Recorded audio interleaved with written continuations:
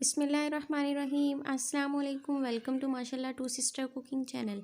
कैसे हैं फ्रेंड्स? उम्मीद है खैरियत से होंगे। तो आज हम बना रहे हैं अपने किचन में तिल नान की रेसिपी। तो बग़ैर देर किए रेसिपी को स्टार्ट करते हैं। 1 कटोरी तिल, 1 चम्मच मीठा सोडा, 1 बड़ा चम्मच ख़मीर, ऑयल, 3 चम्मच शुगर पाउडर और बलाई। और ये 1 बड़ा कप मैंने मैदे का लिया है, आटा भी ले सकते हैं आप।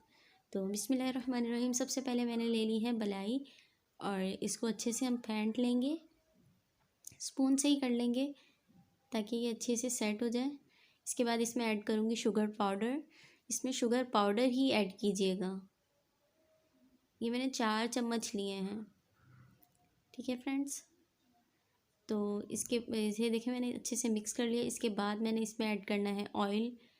पहले 1 चम्मच ऐड किया और दूसरा चम्मच, इसे आगे जाके भी हम यूज़ करेंगे। तो 2 चम्मच ऑयल ऐड हो गया। अब इसको अच्छे से फिर मिक्स कर लेंगे। इसमें ऐड कर लेते हैं ख़मीर। ये 1 चम्मच है और ये फ्रेश लेना है, पैकेट खुला हुआ ना हो, बंद पैकेट जो हो ना तो वो ही लेना है। ये तिल लिए हैं और ये मीठा सोडा है। 1 चम्मच मीठा सोडा और 3 से 4 चम्मच होंगे तिल। तो इसे देखिए इस तरह से पेस्ट बना लिया। और इसके बाद अब इसमें ऐड कर रही हूँ मैदा ऐड कर लें या आटा ऐड कर सकते हैं आप।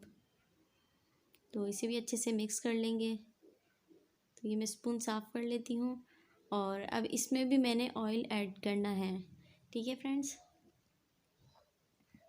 तो ये देखें मैंने इसमें ऑयल ऐड कर लिया। अब इसे हाथ से मैं गूंद लूँगी, जैसे आटे का हम डो बनाते हैं, इसलिए मैंने इसमें से स्पून निकाल दिया है।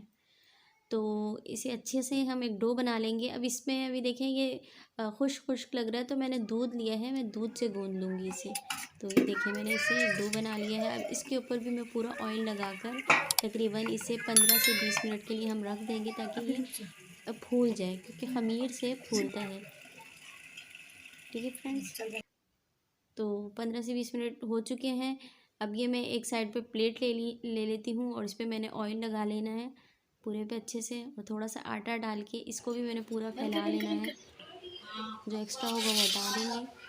तो अब हम ले लेते हैं आटे का डो। इसे अब हमने बेलना है। तकरीबन 15 से 20 मिनट या आधा घंटा भी अगर आपके पास टाइम है तो आप इसे रख दें। जितना देर आप रखेंगे इसे, ये अच्छे से फूलेगा। तो नान इतना ही मोटा होगा जैसे तैयार होगा। तो इसे देखिए इस तरह पहले हाथ से भी सेट कर लें, बेलन से बेलने से पहले, ठीक है फ्रेंड्स। तो अब मैं इसे बेलन से बेल लेती हूँ गोल रोटी की शेप में। इसे सेट कर लें हाथ से भी उठाकर।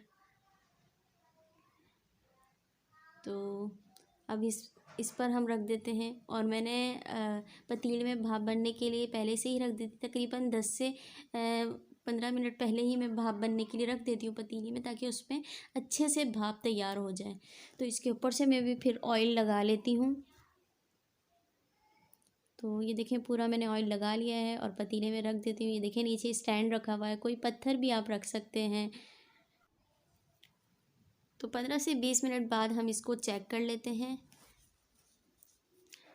तो ये टूथपिक साफ़ बिल्कुल लीजिएगा, उससे ये चेक कर लेती हूँ मैं।